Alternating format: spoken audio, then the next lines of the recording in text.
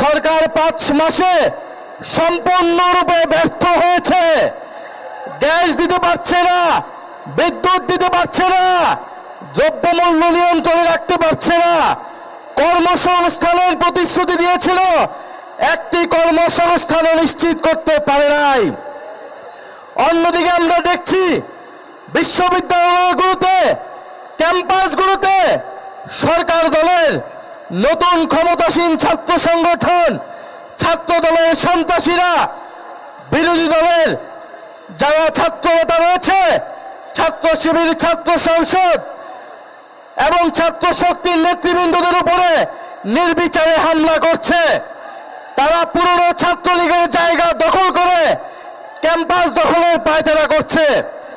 আমরা বলবো, জুলাই গণ অভ্যুত্থানের জুলাই যোদ্ধারা এখনো ক্যাম্পাসগুলোতে রয়েছে।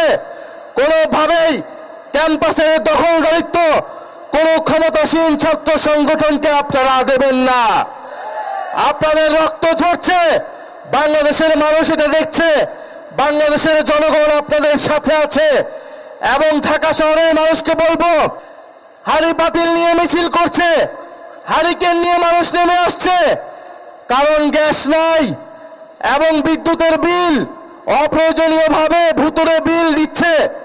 ঢাকা শহরের মানুষের উপরে এই যে নির্মম অত্যাচার এই সরকার শুরু করেছে, আমরা জানতাম এই অত্যাচার করবে, কারণ গণভোটের গণরায় যেই সরকার মানে না, জনগণের কোনো দাবি দেওয়া এই সরকার পূরণ করবে না। ফলে এই সরকার যে বিশ্বাসঘাতকতা এই নির্বাচনের শুরু থেকেই করেছে, সরকার প্রতি পদে পদে এই বিশ্বাসঘাতকতা বাংলাদেশের জনগণের সাথে করে যাবে।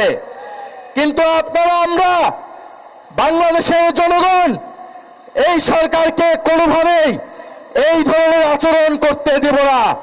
আজকে আমরা সচিবালয় এখানে এসেছি, আজকে আমরা বার্তা দিতে এসেছি, যদি বিএনপির সরকার, যদি তারেক রহমানের সরকার জনগণের মৌলিক অধিকার গ্যাস, বিদ্যুৎ, কর্মসংস্থান এবং দ্রব্যমূল্য নিশ্চিত করতে না পারে, তবে এই সরকার ক্ষমতায় থাকার স্বপ্ন যেন না থাকে, না দেখে।